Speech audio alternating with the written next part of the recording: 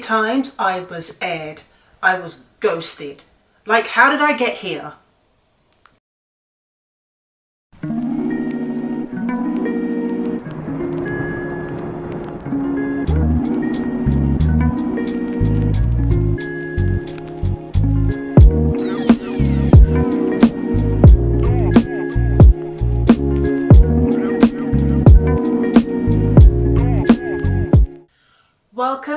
Welcome back. For those who don't know me, my name is Money and this is Conversations in the Chair, a space where I share different topics about things I'm going through, I've gone through and I've grown through.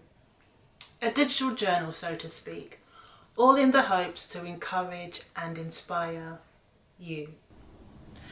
Today, we're having a conversation about the journey to entrepreneurship.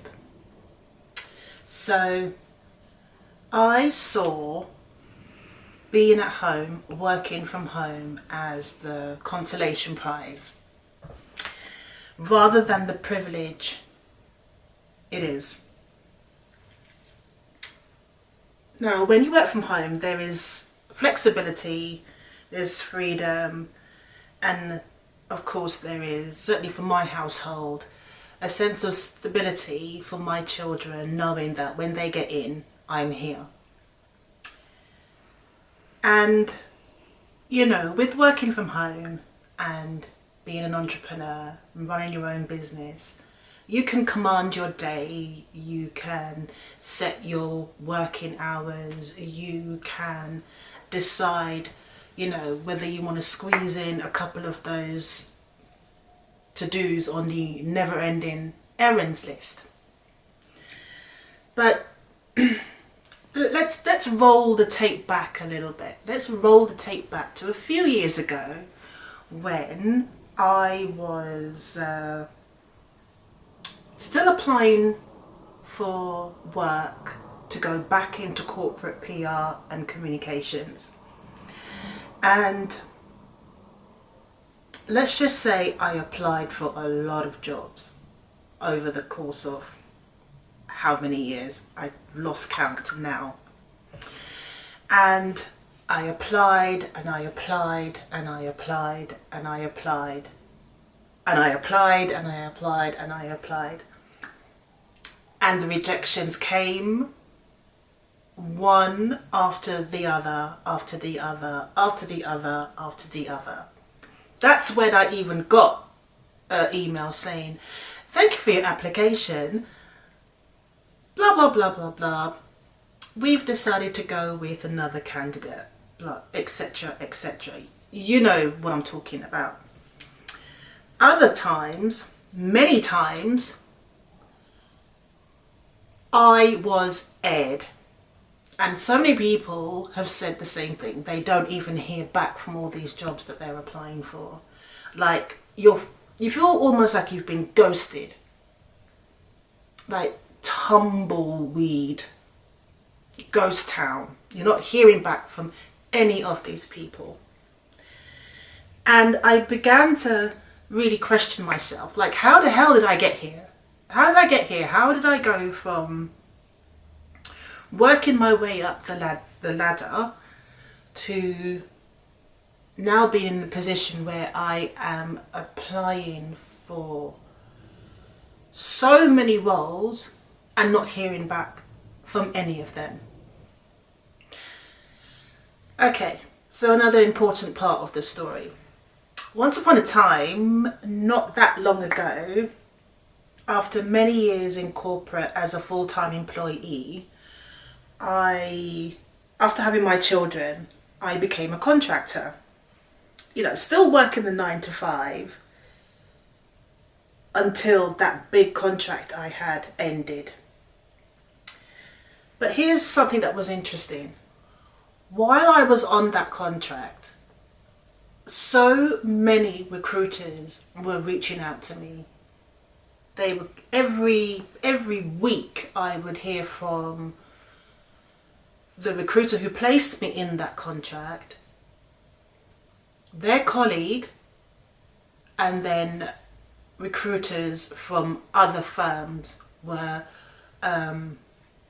reaching out to me, whether it's, you know, from my email or whether I had signed up with them previously or from LinkedIn, etc. My inbox, my phone was red hot. They were always calling me. And the conversation usually went along the lines of, oh my gosh, like another fantastic contract is, you know, about to be confirmed. Here's the details. When are you available? When does your current contract end? Can we put you forward? Can we send your CV and set up? Just, you know, a little conversation, a little meet. Not quite an interview, but if they like you, then they will call you for an official interview. And in some cases, it was, you know, can we put you forward for an interview? And it's very likely you will get it because you are the top candidate, etc., etc. The big contract I was on, it came to an end, as contracts do.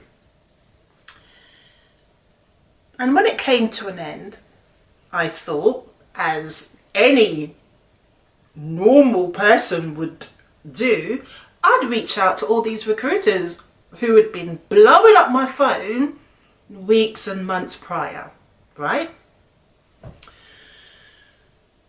I called, they were in meetings. I emailed, didn't hear back. I sent them text messages to their work phones, not responded to.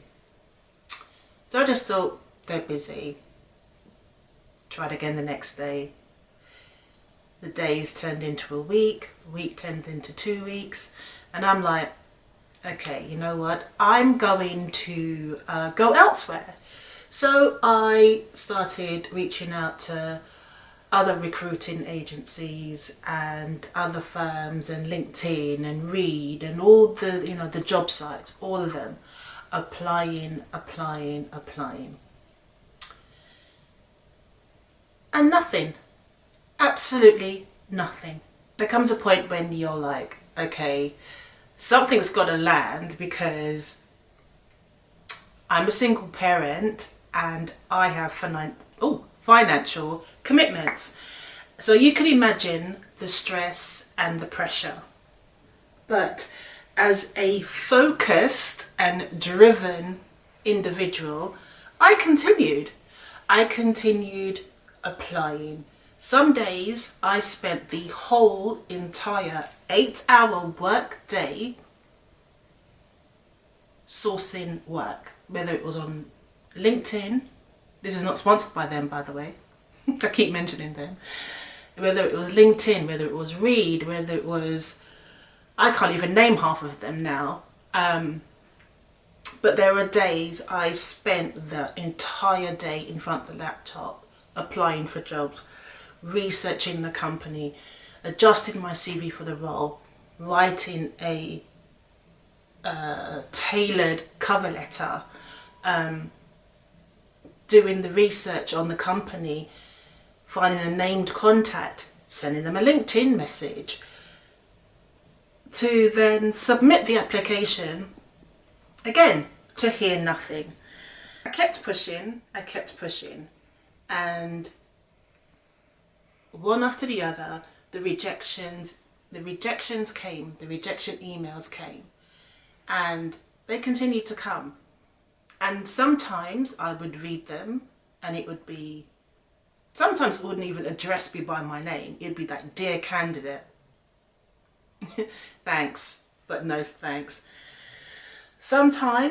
Oftentimes when I got one of those emails, it would bring tears to my eyes. And then it got to the point where I had to say to myself, if I get an email back, I'm just reading the intro bit, because you get to recognize how they sound. And I wouldn't even open them, you just pull it down in your notifications and you kind of skim it. And I was just like, I'm not going to read anymore, because I know where this is going. And I figured that if it was good news, it would say so in the heading, like invite to interview, or in most cases they'd pick up the phone and call you. None of that happened. One Sunday I attended church, and I'll never forget this. It was one of the junior pastors at the church that I attended at the time. And I do not know to this day what the title of his sermon was. But what stuck in my head still to this day is this one line that he said. And it goes, when God leads you to the wilderness, you have to give up and surrender. What that young pastor said, it landed. A light bulb kind of came on. And I wasn't happy. Not in the slightest. Like, I remember saying like, oh, thanks for letting me know. But I still have bills to pay. What followed was a very significant amount of changes, challenges, stress, and upset. A few months later, some of those changes kind of, what's the word? Grafted? Is it grafted? Fused together, and a new household groove sort of slowly came into play. And then COVID hit. And then guess what? We were all at home.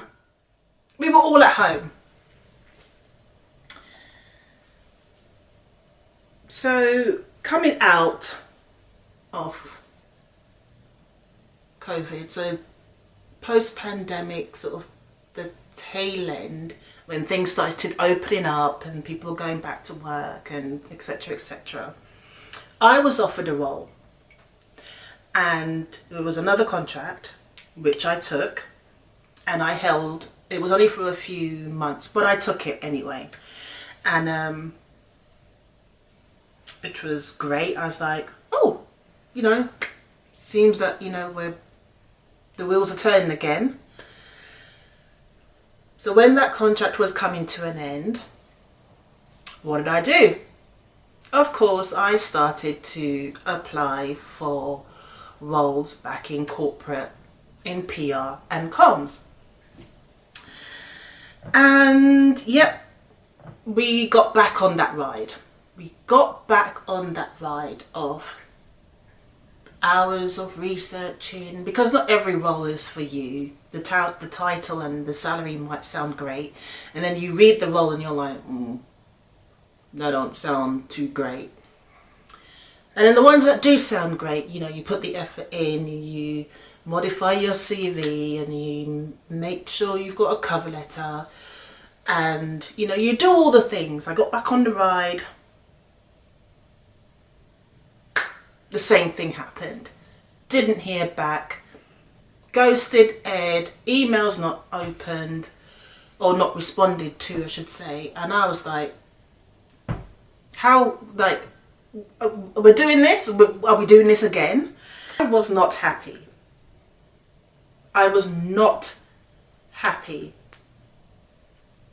And that's a bit of an understatement. I remember feeling like my prayers were just hitting the ceiling and then just bouncing back on the floor. I remember the tears, the frustration, if I'm honest, the anger. Some days it was just like the questions just poured out of me. Like, is this the sum of my existence now? Have I worked this hard for this long to just get here and this is it?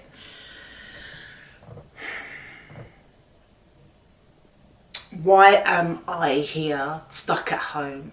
And those are my very words, stuck at home. And they were real questions. And did I have the best attitude when I was asking those questions? No. Was I pissed and angry at the world and at God? Hell yes. Did I get an answer to any of those questions? No. But thinking back now, I feel like God just let me have the tantrum. Just, let me get it out of my system. Hey, this is Editing Money jumping in to tell you guys about a book I wrote. I know in the video that I mentioned that, God called me a writer. So it feels very fitting to do a little advert and bring you guys in on some of the titles that I have already published. The one I want to tell you about is called Tears and Tantrums, When Waiting Well Isn't Going Well. Are you stuck in a waiting season, feeling frustrated, overlooked, or forgotten? Do you find yourself questioning if God hears your prayers or sees your struggles? Tears and Tantrums, When Waiting Well Isn't Going Well, is the journal for every Christian woman navigating the tension of waiting for God's promises to unfold. Whether you're in a waiting season for a career breakthrough, a relationship, healing, or a long-held dream, this journal offers encouragement, practical tools, and spiritual guidance to help you embrace the in the meantime. There are heartfelt reflections, scripture-based prompts, guided prayers. This journal will help you process your emotions with honesty and faith, explore the lessons God may be teaching you during the wait, shift your mindset from frustration to hope and trust, and find purpose and growth even in seasons of uncertainty. Strengthen your relationship with God through surrender and prayer. I will leave it linked. Go grab yourself a copy, and I hope it helps you in your waiting season. Bye! So there was that, and I thought, okay, I've got to do something with myself. So I started volunteering, and I got involved in some local charities and organisations just to kind of keep busy and feel useful and feel like my skills and knowledge and ability and expertise was going somewhere and to remain relevant.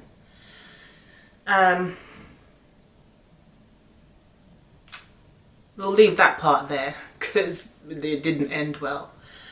And then one day I just decided that I'm going to focus on... Growing up, I would have called this a pastime or hobby. But now it's actually part of who I am and what I do. So after that period of volunteering, I was like, you know what, if I focus on my writing instead of trying to give myself away, what's that verse in the Bible where it's like, don't throw your pearls to swines, in front of swines, something like that. You know what I mean? I figured if I focus on me, if I put all that time and effort and energy into my writing, maybe something will come of it. So I did that, and lo and behold, by the time I looked up, I had written and published a couple of books,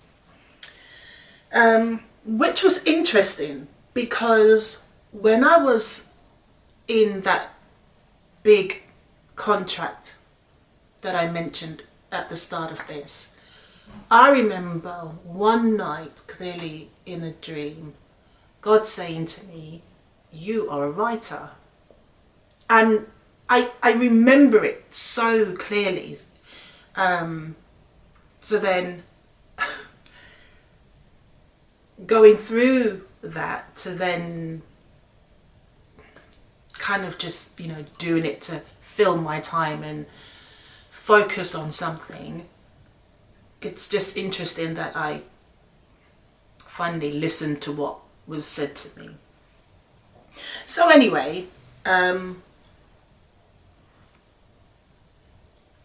speaking of dreams, last summer, I remember sharing this with one of my best friends, last summer, in another dream, God affirmed me in my role and capacity as a PR and communications professional.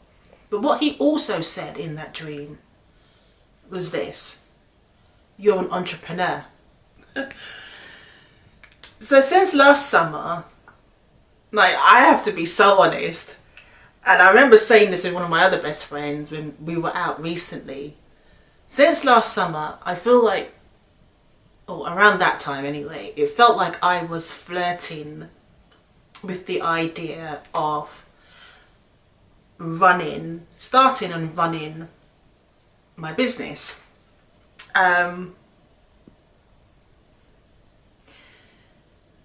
It was interesting because I'm a multi-passionate woman, and therefore I have the ability and the inclination and the desire, perhaps the same thing, to have a portfolio business, as they call it.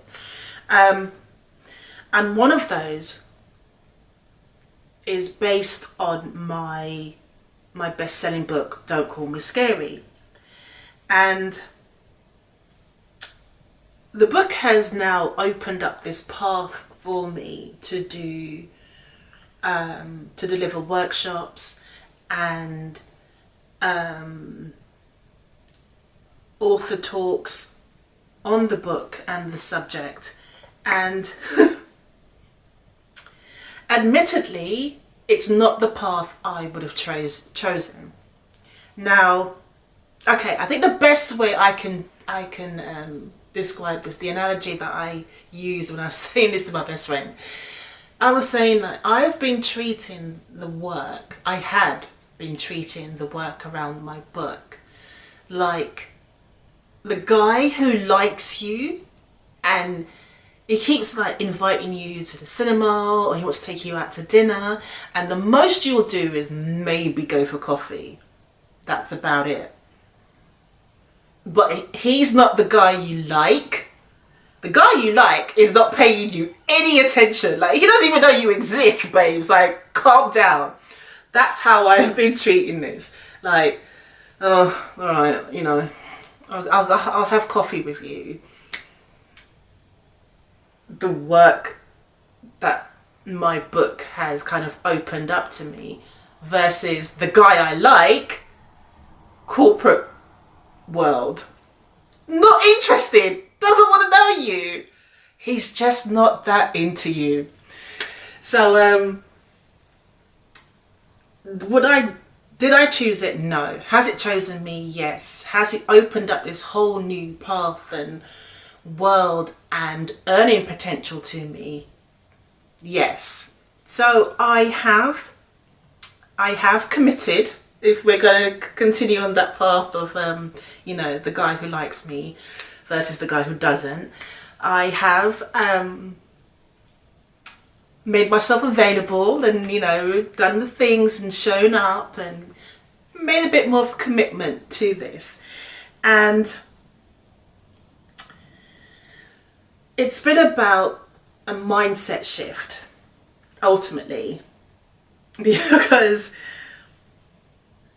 I had to adopt the identity of entrepreneur and CEO. Again, interestingly, because this is not my first business, but this time round it's been a little bit more challenging for me to accept that this is who I am and what I do.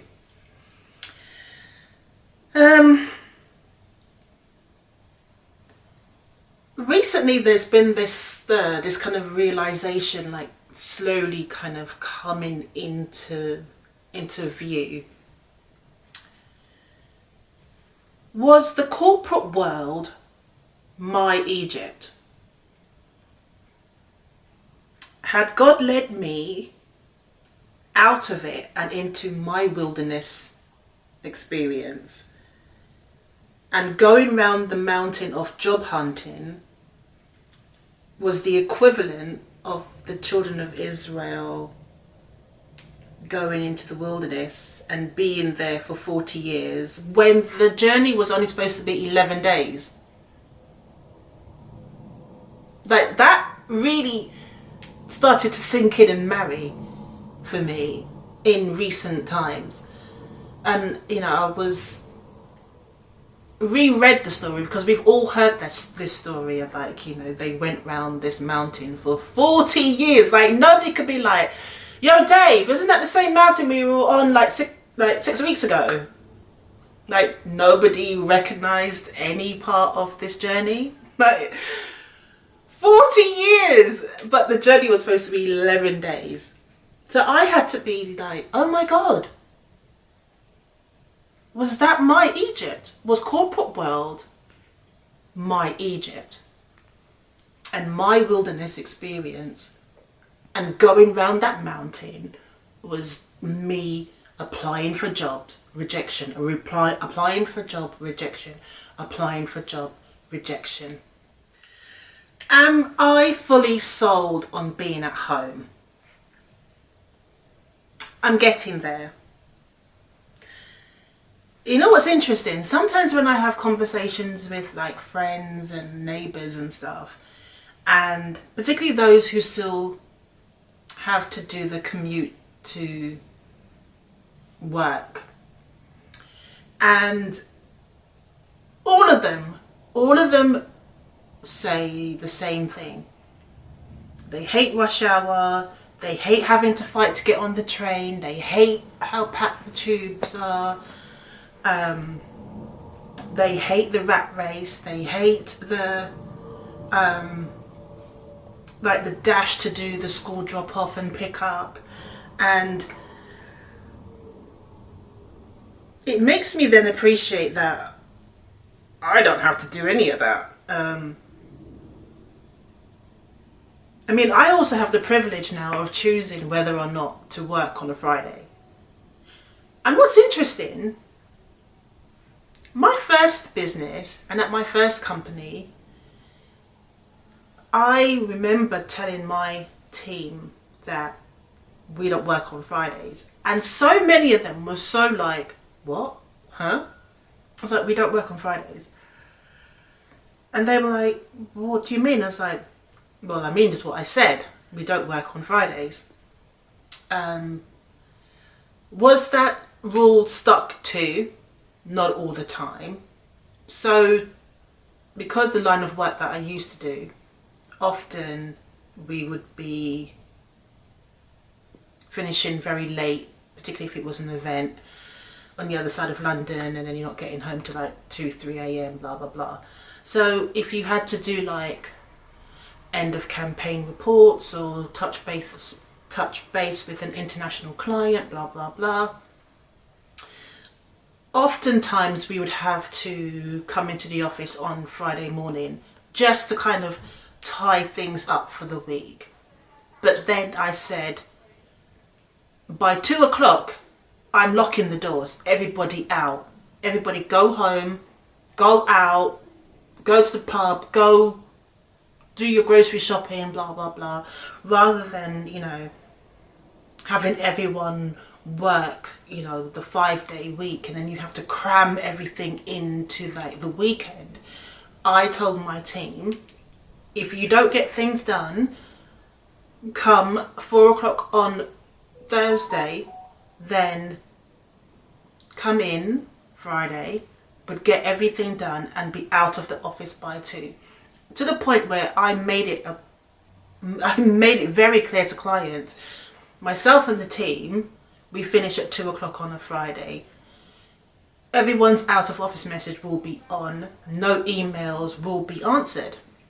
So now when I hear so many, neighbours and friends who still have to do the commute into work, and particularly so many people have gone back to work because their company has made them come back to the office, I'm like, I'm actually very fortunate. I'm actually been placed in a very privileged position that I have been fighting for so long within me. And I could just imagine, like, girl, God's upstairs going, girl, I'm trying to give you a gift. Can you just, like, accept it? I mean, eventually I did, because I wasn't about to go around this mountain for 40 years. But, yeah, I really fought it. And I'm in a better position now, having gone through it, kicking and screaming, because I wasn't happy, and that's an understatement. I'm better, and I'm more accepting of the idea of working at home, the privilege of being at home rather than being stuck at home. It's not only a change in the language, it's a change in my own mindset and my own skin, that I work from home. I run my business from home. I heard a very interesting statement made by a beautiful woman here on YouTube. Her name is Tiffany. I can't remember her surname, but if I find her video, I will link it. And in the video, she said,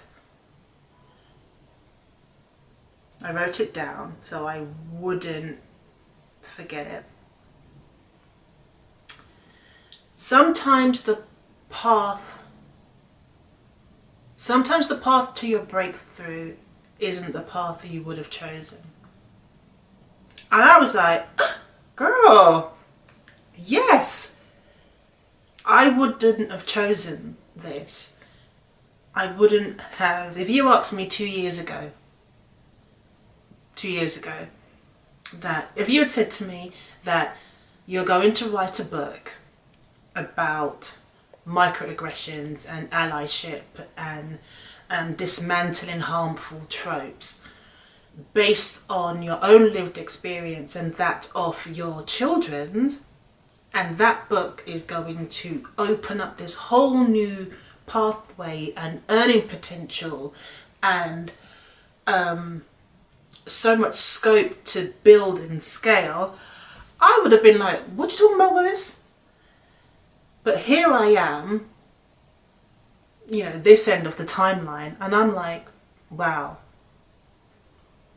Tiffany was right. The path to your breakthrough isn't always the path that you would choose. So I'm also coming into a place where I am more understanding and more appreciative that I have to accept the identity of CEO and entrepreneurship again. And I'm okay with that. I'm okay. So here's a question for you. What's your Egypt? So if you've made it this far in the video, I want to say a big thank you for joining me this week on Conversations in the Chair. Do me a favour, hit subscribe, on a mission to grow the channel. Leave me a comment. What's your Egypt? Share it with somebody who might be going round a mountain as well. See you in the next one.